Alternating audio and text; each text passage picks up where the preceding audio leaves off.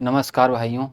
मैं लेके आया हूँ आपको बहुत ही महत्वपूर्ण टॉपिक जैन धर्म। जैन धर्म के बारे में आज का जो सेशन हमारा है वो जैन धर्म के बारे में पूरा है। इसमें आपको हर एग्जाम में आए हुए सभी क्वेश्चन इस जैन धर्म के इस टॉपिक से पूरा संपूर्ण जानकारी आपको मिलेगी। इसमें मैंने हर एक टॉपिक रखा है जैन धर्म की। जीरो से मैंने शुरुआत किया इसके हर एक टॉपिक।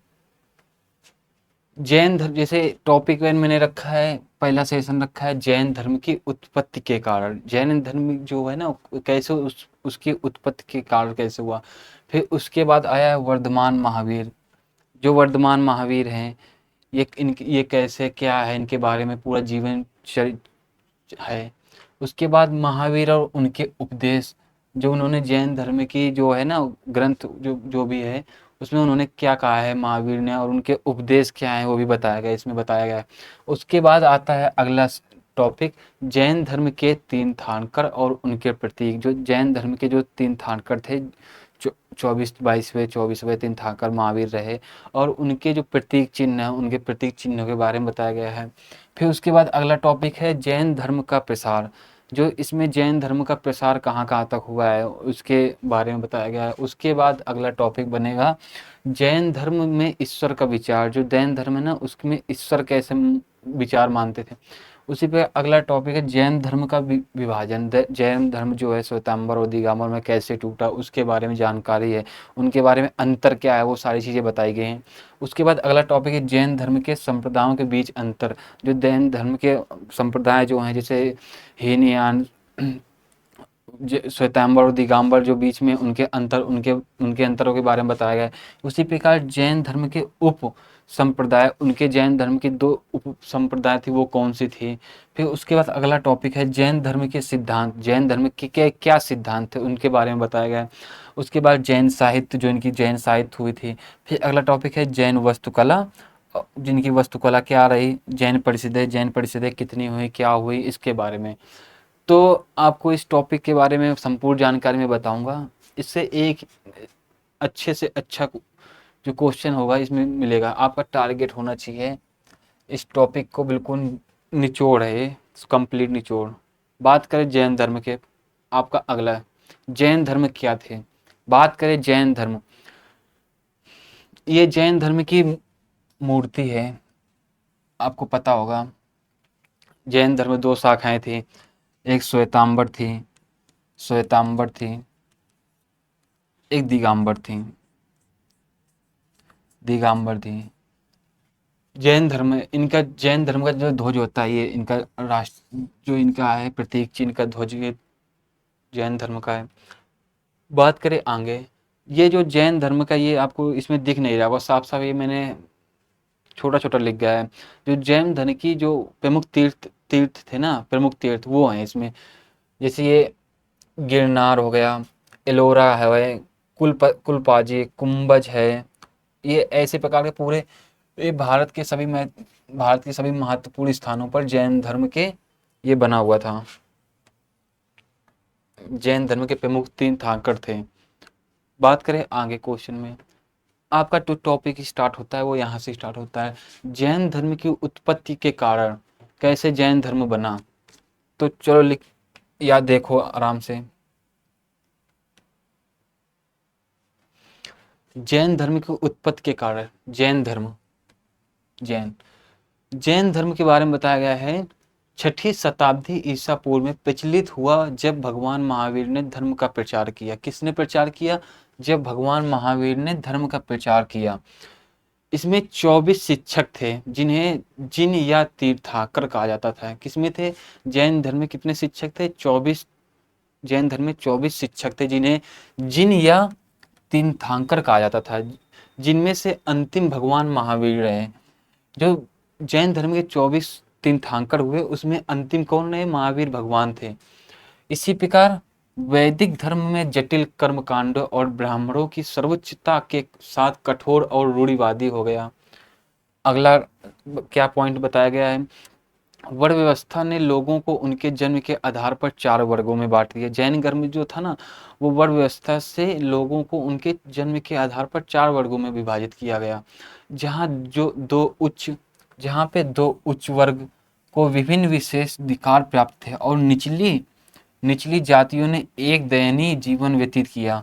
जो उच्च वर्गों के थे उन्हें तो विशेष विशेष सुविधाएं मिली, जो निचली स्थित जातियां थी उन्हें दयनीय जीवन बिताना पड़ा, थोड़ा कठोर जीवन बिताना पड़ा। उसी प्रकार अगला पॉइंट क्या दिया गया है, ब्राह्मणों के वर्चस्व के प्रति क्षत्रियों की प्रतिक्रिया रही। फिर अगला पॉइंट क्या बताया गया है, जैन धर्म। जैन धर्म के सिद्धांतों को प्राकृत भाषा में पढ़ाया जाता था। इसमें जो सबसे महत्वपूर्ण क्वेश्चन निकल के आया है, जैन धर्म के जो ग्रंथ थे उनको किस भाषा में पढ़ाया जाता था, उनको हमेशा प्राकृत भाषा में पढ़ाया जाता था। क्या जैन धर्म के जो जैन धर्म का जो पाठ्यक्रम था, बताया गया जैन धर्म के सिद्धांतों को प्राकृत भाषा में पढ़ाया जाता था, जिसे यह संस्कृत की विपरीत समानता लोगों के लिए अधिक समझ में आता था। उसी प्रकार अगला पॉइंट क्या दिया गया, लोहे के औजारों के उपयोग से भारत के उत्तर पूर्वी भागों में नई कृषि अर्थव्यवस्था का प्रसार हुआ।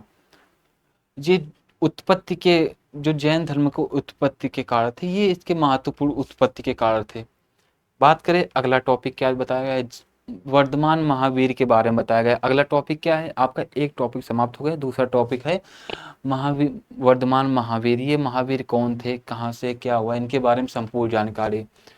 जैन धर्म, जैन धर्म जो था इसमें 24वें तीर्थंकर महावीर बने। बताया गया कि 24वें तीर्थंकर, अंतिम तीर्थंकर वर्धमान महावीर का जन्म 540 ईसा पूर्व में। ये इंपॉर्टेंट फैक्ट है, ये सबसे ज्यादा इंपॉर्टेंट यही है, परीक्षा की दृष्टि से देखते हुए सबसे ज्यादा इंपॉर्टेंट यही है। वर्धमान महावीर का जन्म 540 ईसा पूर्व में वैशाली के निकट कुंडग्राम में हुआ था। क्या बताया गया, इनका जन्म, वर्धमान महावीर का जन्म कहाँ हुआ था, 540 ईसा पूर्व में वैशाली के कुंडग्राम में हुआ था। और अगला पॉइंट क्या दिया गया है, वह ज्ञानत्रिक वंश के थे और मगध के शाही परिवार से संबंधित रखते थे। महावीर कौन थे, वो ज्ञानत्रिक वंश से संबंध रखते थे और ये मगध के शाही परिवार से संबंधित रखते थे। और इनके पिता का क्या नाम था, जो वर्धमान महावीर हैं इनके पिता का नाम था सिद्धार्थ, जो ज्ञानत्रिक क्षत्रिय वंश के प्रमुख थे। और उनकी माता तिसला जो वैशाली के राजा चेतक की बहन थी। ये यूपी पुलिस कांस्टेबल में पूछा हुआ हाल ही में क्वेश्चन है। जो इनकी माता थी वो किस राजा की बहन थी, वो चेतक की बहन थी। इनकी पत्नी का, जो वर्धमान महावीर है इनकी पत्नी का क्या नाम था, इनकी पत्नी का यशोदा के साथ इनका अनीजा नाम की एक बेटी थी। इनकी पत्नी का क्या नाम था, यशोदा था। और इनकी उन्हीं की महावीर की जो एक बेटी थी उनका नाम अनुजा था।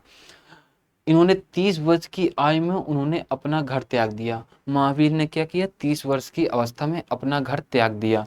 फिर उन्होंने क्या किया, और एक तपस्वी बन गए। उन्होंने 30 वर्ष की अवस्था में अपना घर त्याग दिया और एक तपस्वी बन गए, भिक्षु बन गए। उन्होंने 22 वर्ष लंबे वर्ष तक तपस्या की और 42 वर्ष की आयु में केवल दुख और सुख पर विजय प्राप्त की नामक सर्वोच्च आध्यात्मिक ज्ञान प्राप्त किया। उन्होंने 30 वर्ष की अवस्था में घर त्याग दिया और 12 वर्ष की कठिन तपस्या के बाद उन्होंने 42 वर्ष की आयु में केवल ज्ञान प्राप्त किया, आध्यात्मिक ज्ञान प्राप्त किया। अगला पॉइंट क्या दिया गया इनके बारे में, उन्होंने अपना पहला उपदेश पावा में दिया। उन्होंने जो महावीर थे ना, उन्होंने अपना पहला उपदेश जब ज्ञान प्राप्त कर लिया, 30 वर्ष में तो घर त्याग दिया, 12 वर्ष का उन्होंने गहन अध्ययन किया, 42 वर्ष की आयु में उन्होंने ज्ञान प्राप्त किया और पहला उपदेश जो उन्होंने दिया वो पावा में दिया। अगला पॉइंट क्या दिया, इस समय से अपनी मृत्यु तक उन्होंने 30 वर्षों तक जैन धर्म के दर्शन को पढ़ाया। 42 वर्ष से और 30 वर्षों तक उन्होंने जैन के दर्शनों को पढ़ाया अपने मृत्यु तक। जब तक वो जीवित रहे तब तक उन्होंने जैन धर्म के बारे में दर्शन पढ़ाया। उनकी मृत्यु जो हुई वो 468 ईसा पूर्व के बिहार के पावापुरी में 72 वर्ष की आयु में उनका निधन हुआ। क्या हुआ, जो महावीर का मृत्यु हुई वो बिहार के पावापुरी के 72 वर्ष में उनकी मृत्यु हुई, 468 ईसा पूर्व में। इनकी मृत्यु और जन्म याद कर लेना। अब इनके ये हो गया। अब अगला टॉपिक जो है आपका, इसमें अगला टॉपिक है महावीर और उनके उपदेश। उन्होंने अपने जीवन में 30 वर्ष की अवस्था में वो अपना घर त्याग दिया और 12 वर्ष की अवस्था में उन्होंने गहन अध्ययन किया और 42 वर्ष की अवस्था में उन्हें ज्ञान प्राप्त हुई और लगातार 30 वर्षों तक उन्होंने जैन धर्म के बारे में शिक्षाएं की और उन्हें अपने पूरे जीवन में उन्होंने क्या क्या उपदेश दिए उनके बारे में बताया गया। महावीर और उनके उपदेश। पहला पॉइंट क्या दिया गया, महावीर ने वैदिक संस्कृत के सिद्धांत को खारिज कर दिया। उन्होंने क्या कर दिया, वैदिक संस्कृत सिद्धांत जो थे उनको खारिज कर दिया, उनको निलंबित कर दिया। और दूसरा क्या दिया गया, वह ईश्वर के गैर अस्तित्व में विश्वास करते थे और ब्रह्मांड कार्य की कारण की प्रकृति घटनाओं का परिणाम था। अगला पॉइंट क्या है, उनका मानना था कि सभी को उनके कर्म के लिए दंडित या पुरस्कृत किया जाएगा। उनके महावीर के उपदेश जो थे ना, उनका कहना था कि उनका मानना था कि सभी उनके कर्म के दंडित और पुरस्कृत किया जाएगा। और उनका अगला पॉइंट क्या था, उन्होंने एक ऐसी जीवन का समर्थन किया जो मितव्ययी और अहिंसक थे। महावीर सबसे इंपॉर्टेंट पॉइंट उन्होंने क्या, सबसे ज्यादा इंपॉर्टेंट उन्होंने क्या क्या देखा, सबसे ज्यादा इंपॉर्टेंट उन्होंने देखा महावीर ने कि उन्होंने क्या प्राप्त किया। उन्होंने एक ऐसी जीवन का समर्थ किया जो मितव्ययी, जो मित्रता से पूर्ण हो और अहिंसा, जो हिंसा, जो लड़ाई झगड़े से दूर हो, वह प्राप्त हुआ। अगला पॉइंट दिया गया है, बौद्ध धर्म के विपरीत जैन धर्म ने समानता पर बल दिया लेकिन जाति व्यवस्था को नकारा नहीं। बौद्ध धर्म में और जैन धर्म, अगर बौद्ध धर्म में बात करें और जैन धर्म में बात करें, इनमें डिफरेंस क्या था, इनमें डिफरेंस क्या था, तो उन्होंने जो जैन धर्म थे उन्होंने समानता पर बल दिया, सबको बराबर समझा और जाति व्यवस्था को नकारा, कोई जाति भेदभाव नहीं, ये उनका था। बात करें अगले पॉइंट में, जैन धर्म के तीर्थंकर और उनके प्रतीक। जैन धर्म में 24 तीर्थंकर थे। कितने हुए थे जैन धर्म में? 24 तीर्थंकर। पहले जो ये आपको दिख नहीं रहा होगा, ये थोड़ा पीपीटी जो है ना वो थोड़ा सा वो हो गई आपको। इसमें जो पहला था, सबसे इंपॉर्टेंट इसमें जो पूछा जाता है हमेशा एग्जाम में, पहला और अंतिम के दो, 22वें और 23वें और 24वें, यही दो दो इंपॉर्टेंट हैं। पहला कौन सा था? पहला था ऋषभदेव। सबसे इंपॉर्टेंट जो पूछा जाएगा, जैन धर्म के पहले तीर्थंकर कौन थे? ऋषभदेव। क्या थे? ऋषभदेव या आदिनाथी, उनका दूसरा नाम क्या था? आदिनाथी। और सबसे महत्वपूर्ण इनका चिन्ह पूछा जाता है। जो ऋषभदेव का जो चिन्ह था वो सांड, इनका प्रतीक चिन्ह था। जो 24वें तीर्थंकर के पहले तीर्थंकर थे ऋषभदेव, उनका प्रतीक चिन्ह था सांड। और वैसे इनके हैं ये इतने इंपॉर्टेंट नहीं, सबसे इंपॉर्टेंट इनका है लास्ट के दो नेमी। ये कौन थे? ये 22वें तीर्थंकर थे, नेमी, अष्टनेमी, जिनका नाम था अष्टनेमी। इनका प्रतीक चिन्ह क्या था? शंख। इनका प्रतीक चिन्ह क्या नाम था? इनका प्रतीक चिन्ह था शंख। और इसी प्रकार इनके 23वें तीर्थंकर कौन रहे? परशुनाथ। कौन थे? परशुनाथ। इनका प्रतीक चिन्ह क्या था? सांप। और इसी प्रकार अंतिम कौन से रहे? अंतिम दिख रहा है, चलो यहां पे लिख देता हूं, इनके क्या रहे? अंतिम जैन धर्म, अंतिम जो रहे वो महावीर रहे। कौन रहे? महावीर। इनका प्रतीक चिन्ह क्या था? इनका प्रतीक चिन्ह शेर था। बस एक दो, ये एक ये इंपॉर्टेंट है और लास्ट के ये दो, और बाकी परीक्षाओं में नहीं पूछा जाता। तो इसी प्रकार ऋषभदेव का प्रतीक, ऋषभदेव सब 24वें तीर्थंकर में प्रथम तीर्थंकर ऋषभदेव रहे, उनका प्रतीक चिन्ह रहा सार। और उसी प्रकार 22वें तीर्थंकर रहे अष्टनेमी, जिनका प्रतीक चिन्ह रहा शंख। और उसी प्रकार रहे 23वें तीर्थंकर परशुनाथ, उनका प्रतीक चिन्ह रहा सांप। और उसी प्रकार अंतिम जो हमारे जैन धर्म के अंतिम 24वें तीर्थंकर रहे महावीर, उनका प्रतीक चिन्ह रहा शेर। बात करें अगले टॉपिक में, जैन धर्म का प्रसार। जो जैन धर्म के जो इतने 24वें तीर्थंकर रहे, इनके अनुसार प्रसार प्रचार क्या हुआ, उनके बारे में बताया गया है। पहला पॉइंट क्या दिया गया है, महावीर ने पुरुषों और महिलाओं दोनों के साथ अपने अनुयायियों के एक संघ का आयोजन करके जैन धर्म की शिक्षाओं का प्रसार किया। क्या किया? जैन धर्म के शिक्षाओं का प्रसार किया महिलाओं और पुरुषों के साथ मिलकर। जैन धर्म ने क्या किया? महिलाओं और महा जो भगवान महावीर थे उन्होंने पुरुष और महिलाओं दोनों के साथ अपने अनुयायियों के एक संघ को आयोजन करके जैन धर्म की शिक्षाओं का प्रसार किया। अगला पॉइंट क्या दिया गया है, ब्राह्मणवादी धर्म की कमजोरी के कारण यह धर्म धीरे धीरे पश्चिमी भारत में फैला। जो ब्राह्मणवादी धर्म की कमजोरी के कारण, ब्राह्मणवादी जो धर्म जो था ना, उसकी कमजोरी के कारण इन्होंने धीरे धीरे पश्चिमी की ओर अपना प्रचार प्रसार किया, पश्चिमी भारत में फैलाया, पश्चिमी भारत में फैलाया। अगला पॉइंट क्या दिया गया है, प्राकृत भाषा का प्रयोग ब्राह्मणों द्वारा संरक्षित संस्कृत भाषा के बजाय सिद्धांतों का प्रचार करने के लिए किया जाता था। अगला पॉइंट क्या है, जैन धर्म कर्नाटक में फैल गया जब चंद्रगुप्त मौर्य जैन बन गए। कर्नाटक में जब जैन धर्म फैला, जब चंद्रगुप्त जैन बन गए।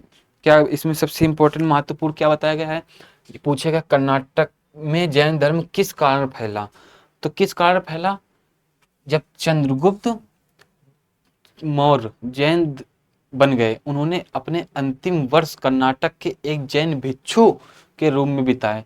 जो चंद्रगुप्त थे ना, उन्होंने कर्नाटक में अपने अंतिम वर्ष, जो कहते हैं मरते हुए उसके और पहले के जो अंतिम मरते टाइम, उन्होंने कर्नाटक के जैन भिक्षु के रूप में बिताया। महावीर की मृत्यु के 200 साल बाद मगध में हुए भीषण अकाल के परिणाम स्वरूप जैन धर्म दक्षिण भारत में फैल गया। अकाल 12 वर्षों तक चला। कई जैन अपनी रक्षा के लिए भद्रबाहु के नेतृत्व में दक्षिण चले गए। सब इसमें जो महावीर का जो विभाजन के बारे में बताया गया है कि जब महावीर की मृत्यु हुई उसके 200 वर्षों बाद, महावीर की मृत्यु के 200 वर्षों बाद क्या हुआ, मगध में भीषण अकाल पड़ा। मगध साम्राज्य में महावीर के 200 वर्षों के बाद मगध में भीषण अकाल पड़ा। अकाल के कारण जैन लोग थे वो दक्षिण भारत में फैल गए। अकाल में 12 वर्षों तक चला। जो अकाल भूखमरी थी वो 12 वर्षों तक चला। उसमें कई जैन अपनी रक्षा के लिए, कई जैन भिक्षु थे, अपनी रक्षा के लिए भद्रबाहु का एक गुरु थे, भद्रबाहु के नेतृत्व में दक्षिण की ओर चले गए। अब अगला पॉइंट क्या दिया गया, 4वीं शताब्दी ईसा पूर्व में जैन धर्म उड़ीसा में फैल गया और कलिंग राजा खारवेल के समर्थन की ओर स्वीकार किया। बाद में जैन धर्म ने मालवा, गुजरात और राजस्थान में प्रवेश किया। इन क्षेत्रों में आज भी बड़ी संख्या में इन जैन व्यापार और वाणिज्य में लगे हुए हैं। अगला पॉइंट क्या दिया, जैन धर्म को बौद्ध, साफ साफ दिख रहा है, नहीं दिख रहा है, जैन धर्म जो है बौद्ध धर्म जितना समर्थन नहीं मिलने के बावजूद यह अभी भी उन क्षेत्रों में अपनी पकड़ बनाए हुए है जहां इसका प्रसार हुआ है। ये आपका जैन धर्म का प्रसार टॉपिक समाप्त हुआ। बात करें अगले टॉपिक पे, तो आपका अगला टॉपिक है जैन धर्म में ईश्वर का विचार। जो जैन धर्म थे वो ईश्वर पर क्या विचार रखते थे उसके बारे में बताया गया है। बात कर चलो देखते हैं क्या बताया गया है उनमें। जैन धर्म मानता है कि ब्रह्मांड अपनी पदार्थों के साथ समग्र रूप से चिरस्थायी है। समय के संबंध में इसका ना आदि है और ना अंत है।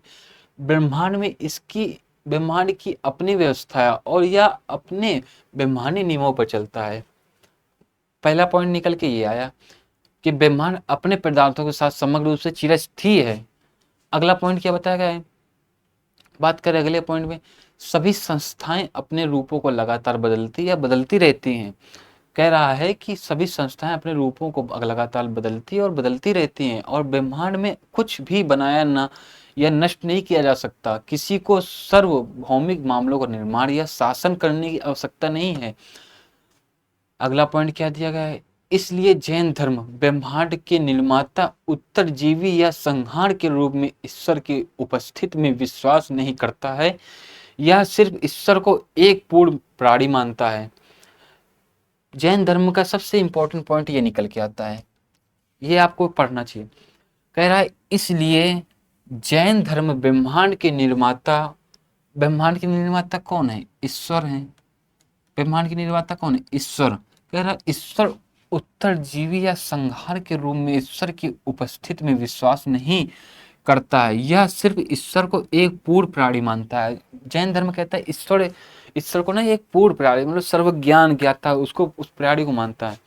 अगला पॉइंट क्या दिया है, जब कोई व्यक्ति अपनी सभी कर्मों को नष्ट कर देता है तो वह अनंत ज्ञान, अंतहीन दृष्टि, अनंत शक्ति और अंत आनंद के साथ एक मुक्ति आत्मा में बदल जाता है, और ऐसी मुक्ति आत्माएं हमेशा के लिए मोक्ष के एक पूर्ण सुखी स्थिति में रहती है। इस पूर्ण प्राणी को जैन धर्म की देवता माना जाता है।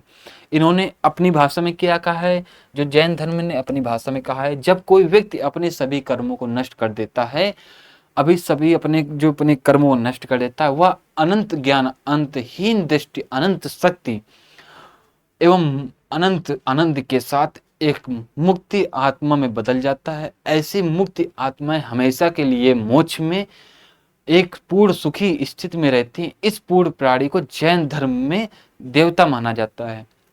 बात समझ में आया? दूसरा पॉइंट क्या बताया गया है, प्रत्येक जीव में ईश्वर बनने की क्षमता है। जो प्रत्येक जीव है ना, पक्षी, इंसान, आदमी, जानवर, सभी में ईश्वर बनने की क्षमता रहती है। इसलिए जैन धर्म में एक ईश्वर की अवधारणा नहीं है, लेकिन असंख्य देवता है और गिनती लगातार बढ़ ही रही है और अधिक जीवन प्राणी मुक्ति प्राप्त कर रहे हैं। ये आपका जैन धर्म में ईश्वर का विचार जो था, कितना विश्वास रखते थे, उसके बारे में बताया गया। अब अगला आपका टॉपिक जो है, वो अगला टॉपिक आपका है जय का विभाजन न धर्म। जैन ये आपका है, ये अच्छे एग्जाम में पूछे जाते हैं इसके क्वेश्चन, तो इसका ये देख लीजिए आप, जब दिया गया इतना। तो पॉइंट पहला है, जैन आदेश को दो महत्वपूर्ण समुदाय या स्कूलों में विभाजित किया गया था, जिन्हें दिगंबर और श्वेतांबर के नाम से जाना गया था। जैन धर्म दो शाखाओं में बट गया था, पहला शाखा दिगंबर और दूसरी शाखा श्वेतांबर। उसके बारे में बताया गया है। विभाजन मुख्य रूप से मगध में महान अकाल के कारण हुआ था। जो श्वेतांबर और दिगंबर का जो जो महा जैन धर्म में दो जो संप्रदाय बटी, श्वेतांबर और दिगंबर, वो इस प्रकार बटी कि मगध में भीषण अकाल पड़ा, जो 1200 वर्षों तक अकाल पड़ा। उसके कारण जो भद्रबाहु की उपस्थिति में दक्षिण में चले गए, जो उत्तर भारत में रहे, वो उसके कार्य बताया गया है। तो ये पॉइंट दिखा है, विभाजन मुख्य रूप से मगध में महान अकाल के कारण हुआ, जिसने भद्रबाहु के नेतृत्व में जैन के एक समूह को दक्षिण भारत में स्थानांतरित करने के लिए मजबूर किया।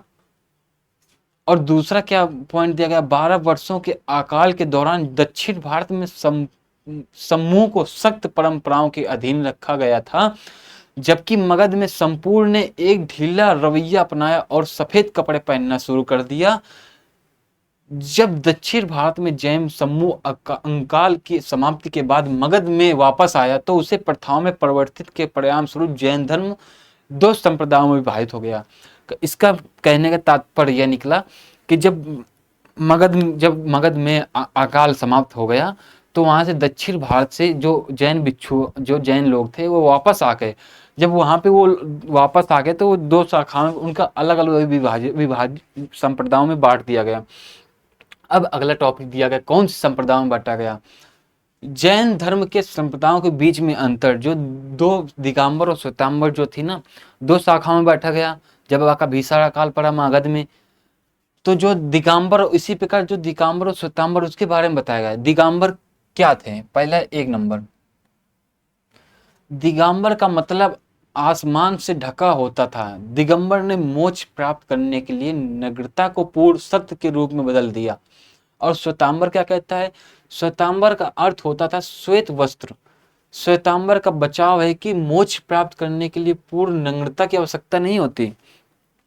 इनका कहने का उपदेश था, दिगंबर कहते थे कि हम बिना वस्त्र के रहेंगे, उससे मुझे जो है ना मोक्ष प्राप्त होगा। और जो श्वेतांबर कहते थे, वो मैं सफेद वस्त्र धारण करूंगा और उसके अनुसार मैं मोक्ष प्राप्त करूंगा, ना कि मैं नग्न रह के मैं मोक्ष प्राप्त कर पाऊंगा। और इसका दूसरा पॉइंट क्या दिया गया है, संप्रदाय जैनों का प्रतिनिधित्व करता है, जो महावीर की मृत्यु के 200 साल बाद मगध में महान अकाल के समय भद्रबाहु के नेतृत्व में दक्षिण में स्थानांतरित हो गए थे। उन्हें दिगंबर कहते हैं। और जो श्वेतांबर थे, वो संप्रदाय जैनों का प्रतिनिधित्व करता है, जो मगध में महान अकाल पड़ने पर स्थूल भाव के नेतृत्व में वापस मगध में रहे। ये जो भद्रबाहु के, इसमें दो गुरु थे, जो दिगंबर जो थे ना, वो भद्रबाहु के नेतृत्व में दत्तित तो चले गए, लेकिन जो श्वेतांबर थे वो स्थूल भद्र के नेतृत्व में मगध में रहे, वापस मगध में ही रहे, नहीं गए वो वहां से। अब इसका तीसरा पॉइंट क्या दिया गया है, दिगंबर संप्रदाय की परंपरा के अनुसार ज्ञान प्राप्त करने में एक सर्वज्ञ व्यक्ति को भूख, प्यास, नींद और रोग या भय का सामना नहीं करना पड़ता। जो दिगंबर लोग कहते हैं, वो कहते हैं अगर आप दिगंबर को संप्रदाय को अपनाओगे तो उसमें आपको ज्ञान प्राप्त करने में एक सर्वज्ञ व्यक्ति को भूख, प्यास और नींद और रोग या भय का सामना नहीं करना पड़ता। और जो श्वेतांबर के लोग कहते हैं, श्वेतांबर संप्रदाय के लोग जो कहते हैं, वो कहते हैं एक सर्वज्ञ या सर्वज्ञ व्यक्ति को भोजन की आवश्यकता होती है। मतलब कि जो अगर ज्ञान प्राप्त करना है, कुछ भी हम जैसे शिक्षा ग्रहण करते हैं, तो हम लोग को खाना आवश्यक है ही है। तो इसी प्रकार उन्होंने कहा व्यक्ति को भोजन की आवश्यकता जरूर पड़ती है। इसमें और क्या बताया गया है, बताया गया दिगंबर संप्रदाय का मानना है कि एक महिला के पास मुक्ति पाने के लिए आवश्यक शरीर और इच्छा शक्ति नहीं है, और इस तरह की प्राप्ति के लिए उसे एक पुरुष के रूप में फिर से जन्म लेना होगा। इसलिए जैन धर्म का एक स्कूल 19वीं तीर्थंकर को एक महिला के रूप में स्वीकार करने से इनकार करता है, बल्कि एक पुरुष के रूप में मल्लिका नाथ को स्वीकार करता है। और उसी प्रकार श्वेतांबर में क्या बताया गया है, इसमें अंतर क्या बताया गया है, श्वेतांबर संप्रदाय का मानना है कि एक महिला में पुरुष के समान आध्यात्मिक सिद्धियां प्राप्त करने की क्षमता होती है। जैन धर्म का यह मत 19वीं तीर्थंकर को माली एकमात्र महिला तीर्थंकर नाम की महिला के रूप में स्वीकार करता है। उसी प्रकार इसका लास्ट पॉइंट क्या दिया गया है, दिगंबर परंपरा का मानना है कि भगवान महावीर ने कभी शादी नहीं की। अब दिगंबर वाले लोग क्या कह रहे हैं, वो कह रहे हैं कि परंपरा का मानना है कि भगवान महावीर ने कभी शादी नहीं की और उन्होंने अपने माता पिता के जीवित रहते हुए भी दुनिया को त्याग दिया। महावीर का तो जन्म 72 वर्ष की आयु में हो गया। अब ये कह रहे दिगंबर लोग कह रहे हैं कि उनकी जो महावीर की मृत्यु हुई वो 72 वर्ष की आयु में हुई, उनके माता पिता के सामने मृत्यु हुई, ये इनका कहना है। और जो श्वेतांबर लोग कह रहे हैं, वो कह रहे हैं महावीर ने विवाह किया और 30 वर्ष की आयु तक एक गृहस्थ का सम्मान जीवन व्यतीत किया, और वह अपने माता पिता की मृत्यु के बाद ही एक तपस्वी बन गए। इनका कहना है कि इन्होंने जब इनके माता पिता की मृत्यु हुई तो उनके बाद इन्होंने गृहस्थ जीवन को त्याग दिया और एक तपस्वी बन गए। उसी प्रकार अगला क्या बताया गया है, दिगंबर परंपरा एक तीर्थंकर की छवि का नग्न, सरल और ध्यान के मूड में नीची आंखों के साथ दर्शाती है। और श्वेतांबर वाले लोग क्या कहते हैं, श्वेतांबर संप्रदाय के लोग कहते हैं श्वेतांबर परंपरा एक तीर्थंकर की छवि का प्रतिनिधित्व करता है, जो एक लंगोटी पहने हुए रत्नों से अलंकृत और संगमरमर से लगी कांच की आंखों के साथ है। दूसरा पॉइंट क्या दिया गया है, दिगंबर लोग जीवनी के लिए पुराण शब्द का प्रयोग करते थे। अगर इसका जो अगला पॉइंट है, वो कहते हैं दिगंबर के जो लोग हैं वो जीवनी के लिए पुराणों शब्द का प्रयोग करते थे, और जो श्वेतांबर के लोग कहते हैं श्वेतांबर इस उद्देश्य के चरित शब्द का प्रयोग करते थे। अगला पॉइंट क्या दिया गया, दिगंबर संप्रदाय के एक तपस्वी को कपड़े सहित अपने सभी सामान को छोड़ देना चाहिए, और राजो हरना कीड़ों से दूर करने के लिए मोर पंख से बना झाड़ू और कर्मंडल शौचालय की सुविधा के लिए लकड़ी से बना पानी का बर्तन रखने की अनुमति है। जो दिगंबर है वो कहते हैं कि कपड़ों को त्याग देना चाहिए और मोर से पंख से बना हुआ झाड़ू और कमंडल शौचालय की स्वच्छता के लकड़ी से बना हुआ पानी का बर्तन अनुमति है उन लोगों को।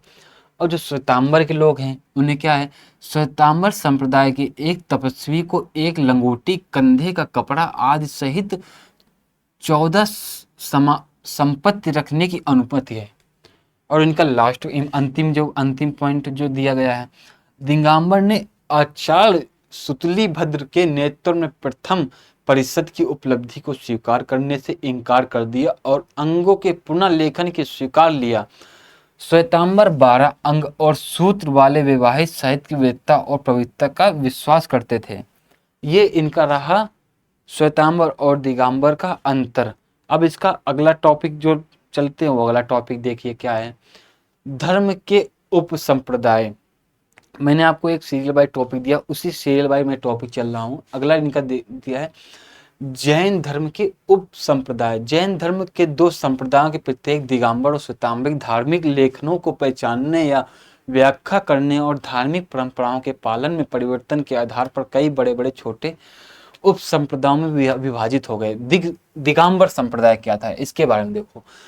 संप्रदाय सभी 5 व्रत जो दिगंबर के लोग थे वो सब 5 व्रतों को पालन करते थे। सत्य, अहिंसा, अस्तेय, अपरिग्रह और ब्रह्मचर्य का पालन करता है, जिसमें भद्रबाहु जैन के इस संप्रदाय के समर्थक थे। और दिगंबर के प्रमुख उप संप्रदाय मूला संघ, विसापंथ, तेरापंथ, तर्रापंथ या समायापंथ। दिगंबर के लघु संप्रदाय, छोटे लघु संप्रदाय थे, उनका था गुमनाथ पंथ, तोता पंथ। उसी प्रकार अब श्वेतांबर के क्या थे संप्रदाय थे। संप्रदाय केवल 4 व्रत, जो श्वेतांबर के श्वेतांबर के जो 4 व्रत थे वो सहित अहिंसा, अस्तेय और अपरिग्रह का पालन करता था। स्थूलभद्र जैन धर्म के इस संप्रदाय का पालन करते थे। इसमें कौन करते थे, भद्रबाहु, और इसमें करते थे स्थूलभद्र। श्वेतांबर के प्रमुख उप संप्रदाय थे मूर्ति पूजक, स्थान कवासी, तेरापंथी। बात करें अगला टॉपिक में अनेकवाद। अनेकवाद क्या था, इस सिद्धांत के अनुसार पदार्थों में उपस्थित और गुणों के अनंत तरीके होते हैं, इसलिए सीमित मानव धारणा से उन्हें सभी पहलुओं और अभिव्यक्तियों में पूरी तरह से समझना संभव नहीं होगा। केवल ज्ञानी सर्वज्ञ ही सभी पहलुओं और अभिव्यक्तियों में पदार्थों को समझ सकते हैं और बाकी केवल असंख्य ज्ञान के लिए सक्षम है। अनेकार्थवाद का शाब्दिक अर्थ है गैर एकातरफा या अनेक पंचीयता, जो गैर निरपेक्षता का अनुवाद करता है। सैयदवाद क्या कहता है, इस सिद्धांत के अनुसार सभी निर्णय सतर्क होते हैं और वे केवल कुछ शर्तों में परिस्थिति या परिस्थितियों में ही सही होते हैं। चूंकि वास्तव जटिल है, कोई भी तर्क वास्तविकता की प्रकृति को पूरी तरह से स्पष्ट नहीं कर सकता। इस प्रकार शब्द स्याता, इसमें क्या दिया गया, स्याता, जिसका अर्थ है शायद, कोई प्रत्येक वास्तव से पहले एक उपसर्ग के रूप में दिया जाना चाहिए जो इसे एक सतर्क दृष्टिकोण प्रदान करता है और इस प्रकार किसी भी अनुमान को हटा देता है। ये इसके अनेकवाद और स्यादवाद थे। इसका अगला टॉपिक क्या दिया है, न्यायवाद क्या था। न्यायवाद असिंक दृष्टि, जो इसका अगला टॉपिक जो दिया गया है न्यायवाद क्या था।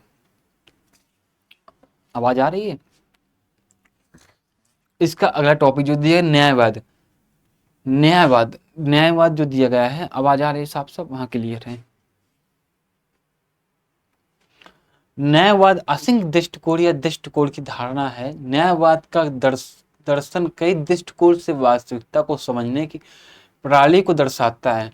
न्याय को ऐसी कथनों के रूप में समझा जा सकता है जो आंशिक रूप से सत्य है लेकिन पूर्ण वैधता का दावा नहीं कर सकते।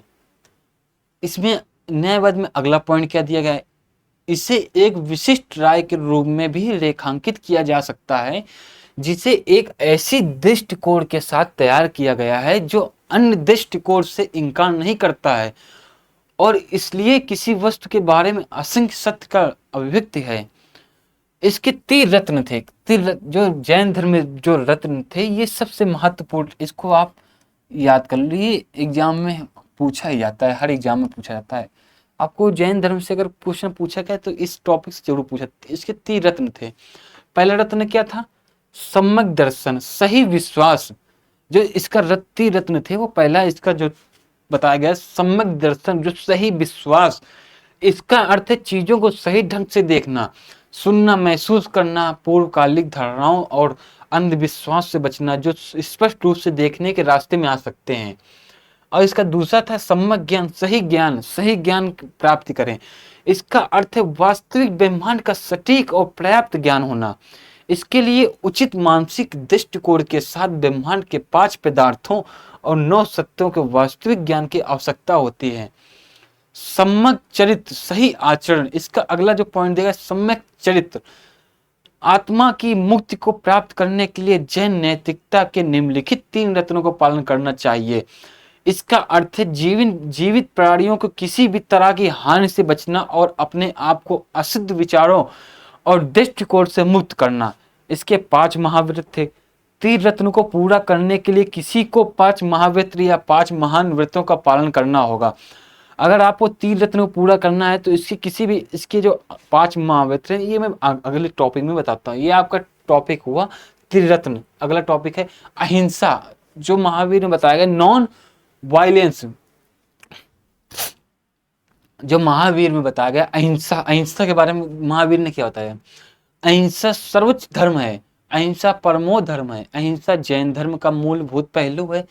किसी भी जीवित प्राणी को जानवरों, पौधों और कीड़ों सहित किसी भी अन्य जीवित प्राणियों को चोट पहुंचाने और नुकसान पहुंचाने या मारने की अधिकार नहीं देता है, नहीं है। अहिंसा, इस प्रकार अहिंसा नहीं करना चाहिए। अब अगला पॉइंट क्या दिया गया? जैन धर्म के अस्तित्व के 4 रूप हैं, देवता, मानुष, नरक प्राणी और पशु और पौधे। त्रिचा को अपने आगे उन इंद्रियों में विभाजित किया गया है जिन्हें केवल एक इंद्रिया होती है, और निगोड़ा जिन्हें केवल स्पर्श की भावना होती है।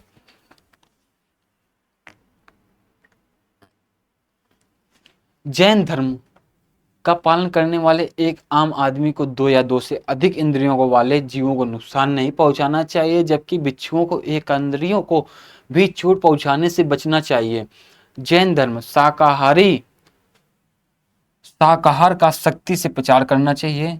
ये लिखा शाकाहारी का सख्ती से प्रचार करना चाहिए, करता है, क्योंकि यह 2 या 2 से अधिक इंद्रियों वाले जानवरों को नुकसान पहुंचाने से मना करता है। जैन धर्म में अहिंसा को कर्म और वाणी और विचार दोनों में देखना चाहिए। जैन धर्म में सत्य के बारे में क्या बताया गया है? जैन धर्म में हमेशा सच बोलना चाहिए। जो भी जैन मुनि है, जो भी है, वो कहते हैं हमेशा सच बोलना चाहिए और झूठ के लिए कोई जगह नहीं है। जैन धर्म में झूठ के लिए कोई जगह नहीं। लोभ, भय, ईर्ष्या, क्रोध और अहंकार की जीत चुके लोगों को सच बोल सकते हैं। अगला टॉपिक क्या बताया गया है? अस्थि चोरी करना। इसमें अगला बताया गया अगला पॉइंट अस्थि चोरी न करना। जैन धर्म के बारे कहते हैं अनैतिक तरीकों से दूसरों की संपत्ति को लूटने या हथियाने के खिलाफ है। जो इसका पॉइंट है अस्थि, वो दूसरे की संपत्ति और हथियाने के खिलाफ है। यहाँ तक कि जब आपको कोई मदद या भिक्षा मिल रही हो तब भी आपको कभी भी जरूरत से ज्यादा नहीं लेना चाहिए। इनका कहना है कि जितना अगर कोई भिक्षा भी दे रहा है तो जितना जरूरत आपको, जितना अगर 2 रोटी खाने के हैं तो उससे कभी 10 रोटी दे रहा हो तो 2 ही रोटी, जितना भूख हो उतना ही लेना चाहिए। ये इनका कहने का उद्देश्य है। अगला पॉइंट है ब्रह्मचर्य, शुद्धता। शुद्धता का अर्थ है कि कामुक सुखों से पूरी तरह से परहेज करना चाहिए। जैन धर्म में कामुक में सुख के विचार को प्रतिबंधित करता है। इसमें 5 व्रतों में से भिक्षुकों को इस व्रत का पूरी तरह से पालन करने की आवश्यकता होती है। जो जैन धर्म के 5 व्रत हैं उनमें सबसे महत्वपूर्ण है ब्रह्मचर्य। इसको पालन करना आवश्यकता होती है, जबकि धर्म का पालन करने वाले एक सम्मान व्यक्ति को अपने साथी के अलावा किसी अन्य शारीरिक संबंध से शामिल नहीं होना चाहिए।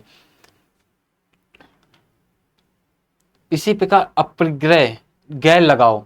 एक व्यक्ति जो आध्यात्मिक मुक्ति चाहता है उसे सभी वस्तुओं से बाहर निकलने की जरूरत है जो 5 इंद्रियों को प्रसन्न कर सके। महावीर ने कहा है आवश्यकताओं और इच्छाओं को कोई अंत नहीं है और आकाश इनके लिए सीमा है।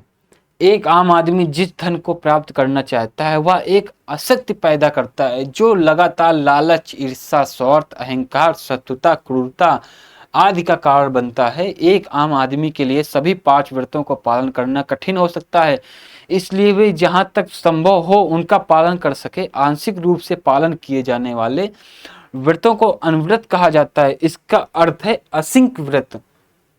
अगला पॉइंट क्या दिया गया है, जैन साहित्य। हर एग्जाम में आपको ये एक क्वेश्चन मिलेगा। जैन साहित्य को 2 प्रमुख श्रेणियों में वर्गीकृत किया गया है। अगम साहित्य, अगम साहित्य। आगम साहित्य क्या है? भगवान महावीर की शिक्षा को अनेक उनके अनुयायियों ने कई ग्रंथों में संकलित किया था। इन ग्रंथों को संग्रह का एक जैन धर्म अगम साहित्य को आगे 2 समूह में विभाजित किया गया है। पहला क्या, अंगम अंगम, वे ग्रंथ जिनमें भगवान महावीर के प्रत्यक्ष उपदेश शामिल हैं, उन्हें गणधर द्वारा संकलित किया गया था, जो महावीर के तत्काल शिष्य थे। महावीर के तत्काल शिष्य कौन थे? गणधर।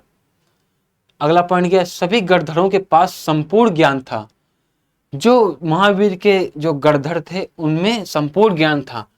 उन्होंने मौखिक रूप से महावीर के उपदेशों को 12 मुख्य ग्रंथों में संकलित किया, जिन्हें अंगाम कहा जाता है। उन्हें महावीर के 12 उपदेशों को 12 मुख्य ग्रंथों में संकलित किया, जिन्हें अंगम कहा जाता है। अंग ब्रह अगम, अंग अंगरम के विस्तार वाले ग्रंथ अंग ब्रह अंगम के रूप में जाने जाते हैं। इन्हें श्रुत केवलिनी ने संकलित किया था। कम से कम 10 पूर्वाओं को ज्ञान रखने वाले तपस्वी को श्रुत केवलिन कहा जाता है। श्रुत केवलिन ने अंग अंगम से दिए गए विषय का विस्तार करते हुए कई ग्रंथ लिखे। 12वें अंग अंगम का दृष्टिवाद के रूप में जाना जाता है। इसमें 14 पूर्व ग्रंथ हैं, जिन्हें पूर्व गम के नाम से जाना जाता है। अंग अंगमों से पूर्व अगम सबसे पुराना ग्रंथ है। वे प्राकृत भाषा में लिखे जाते हैं। इसका अगला टॉपिक, गैर अगम साहित्य क्या है? गैर अगम साहित्य में अगम साहित्य की टिप्पणियों और व्याख्याएं शामिल हैं। इसमें बड़े भिक्षुओं, भिक्षुणियों और विद्वानों द्वारा संकलित कार्य भी शामिल है। वे विभिन्न भाषाओं जैसे प्राकृत, संस्कृत, गुजराती, हिंदी, जर्मनी, अंग्रेजी आदि में लिखे गए थे। अगला टॉपिक बताया गया है जैन वास्तुकला। सबसे महत्वपूर्ण, जैन आर्किटेक्चर। जैन वास्तुकला की अपनी कोई शैली नहीं है। जैन वास्तुकला में अपनी कोई शैली नहीं है।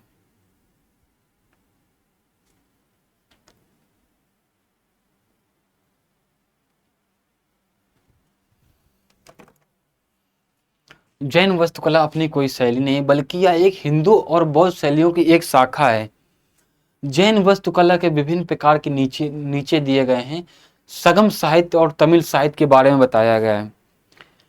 अब जैन धर्म की जो आर्किटेक्चर था उसमें गुफा और लाइना, गुफा के बारे में क्या, गुफाएं कहाँ कहाँ क्या है इसमें बताएं। एलोरा की गुफाएं जो है महाराष्ट्र में है। उसी प्रकार मांगी तुंगो गुफा जो महाराष्ट्र में है।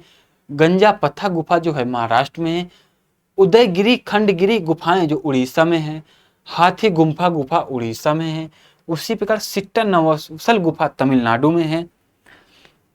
जो मूर्तियां थी, जो जैन धर्म की मूर्तियां थी, इसका महत्वपूर्ण है जो श्रवण बेलागोला कर्नाटक में गुम्तेश्वर बलि की मूर्ति है। क्या है? श्रवणबेलागोला।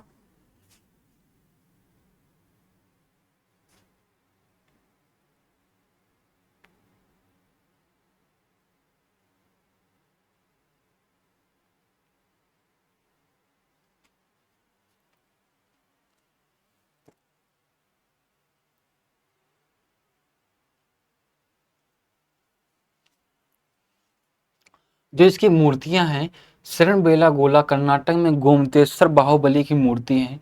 उसी प्रकार महाराष्ट्र के मांगी तुंगी पहाड़ी में अहिंस ऋषभ देवनाथ की मूर्ति है। माउंट आबू राजस्थान में दिलवाड़ा मंदिर है, जो इनका जिनेलियास है। माउंट आबू राजस्थान में दिलवाड़ा मंदिर है। उसी प्रकार गुजरात में गिरनार और पलिताना मंदिर है। महाराष्ट्र में मुक्तिगिरी मंदिर है। उसी पर अगले टॉपिक में चलते हैं। क्या दिया गया? जैन परिषदें। जो महावीर की जैन परिषदें हुई थी वो कितनी हुई थी? जैन आगमों का पवित्र ग्रंथ के संशोधन और संप्रदायों से संबंधित जैन ग्रंथों में विभिन्न जैन परिषदों का उल्लेखन किया गया है। उसी प्रकार प्रथम जैन परिषद थी, जो प्रथम जैन परिषद थी वह 3री शताब्दी ईसा पूर्व में बिहार के पाटलिपुत्र जो जो यह 3री शताब्दी ईसा पूर्व में जो जनपद थे ना, 14 जो जनपद थे उसमें 16 जनपद थे, उसमें पाटलिपुत्र एक जनपद था, पाटलिपुत्र, उसमें आयोजित किया गया था। इसमें अध्यक्षता स्थूलभद्र ने की थी। जो प्रथम जो जैन परिषद था उसमें जो पहले जो अध्यक्षता उस स्थूलभद्र की किया था। उसी प्रकार द्वितीय जैन परिषद जो थे यह 512 ईस्वी में वल्लभी गुजरात में आयोजित किया गया था और इसकी अध्यक्षता देवेशी क्षमा श्रमण ने की थी। इसी प्रकार 12 अंग और 12 उपांगों की अंतिम संकलन हुआ। जो द्वितीय जैन परिषद थी उसमें 12 अंग और 12 उपांगों का अंतिम संकलन हुआ। उसी प्रकार अगला पॉइंट दिया गया है, जिन पर मुनि की 1307 ईस्वी संदेह हुआ है, सिंधु से पहले लिखे गए। अगला पॉइंट है, ग्रंथों में परिषदों के विशिष्ट तीर्थों का उल्लेख नहीं है। बाद में ग्रंथों में कहा गया है कि अंतिमी वल्लभी परिषद अंतिम तीर्थंकर महावीर की मृत्यु 980 और 993 साल बाद आयोजित की। ये आपका रहा आज का जैन धर्म का अंतिम टॉपिक। आपको इसमें जो भी डाउट है, मेरे हिसाब से कोई भी इसमें आपको डाउट नहीं मिलेंगे। जैन धर्म का संपूर्ण जानकारी आपको इस एक वन वीडियो में समझा दिया है। ये आपके रहे दिगंबर और श्वेतांबर के अंतर, जैन विभाजन के धर्म, जैन धर्म में ईश्वर का विचार क्या रखते थे उसके बारे में बताया गया है। उसी प्रकार जैन धर्म का प्रसार क्या हुआ, जैन धर्म के तीर्थंकर और उनके प्रतीक क्या रहे, और अगला महावीर और उनके उपदेश क्या रहे, वर्धमान महावीर कौन थे, कब उनका जीवन काल रहा, कितने कहाँ पे शिक्षा ग्रहण की, उनके माता पिता, उनकी बहन, उनके बारे में बताया गया। जैन धर्म की उत्पत्ति कैसे हुई, जैन धर्म कहाँ कहाँ प्रमुख उनके तीर्थंकर थे। उसी प्रकार जैन धर्म के झंडा ध्वज क्या था, जैन धर्म की मूर्ति क्या थी, इनके बारे में बताया गया। ये आपका संपूर्ण टॉपिक रहा है। ये सीरियल वाइज मैंने पढ़ा दिया। जैन धर्म की उत्पत्ति के कारण, जैन धर्म महावीर और उनके उपदेश क्या रहे, जैन धर्म के तीर्थंकर और उनके प्रतीक क्या रहे, जैन धर्म का प्रसार कैसे हुआ। उसी प्रकार जैन धर्म में ईश्वर का विचार कैसे हुआ। उसी प्रकार जैन धर्म का विभाजन कैसे हुआ, जैन धर्म के संप्रदायों के बीच अंतर क्या रहा, जैन धर्म के उप संप्रदाय, जैन धर्म के सिद्धांत क्या रहे, जैन साहित्य क्या रहे, जैन वस्तुकला क्या रहे, जैन परिषद क्या रही। संपूर्ण जैन एक वीडियो समाप्त। कोई भी एग्जाम में क्वेश्चन है, इस क्लास से बाहर कभी ये क्वेश्चन नहीं जाएगा। ये आपके स्टेट एग्जाम यूपीएससी लेवल का, कोई भी IAS एग्जाम, हर एग्जाम के क्वेश्चन इसमें मिलेंगे। अब इसके रही अगला टॉपिक, ये तो आपका सीरीज 1 थी। अब इसका PYQ क्वेश्चन जो सीरीज 2 होगी वो आपको कल देखने को मिलेगी। इसकी PDF में टेलीग्राम ग्रुप में डाल दूंगा। ये आपके टॉपिक रहे। आज का वीडियो समाप्त। कैसा लगा टॉपिक?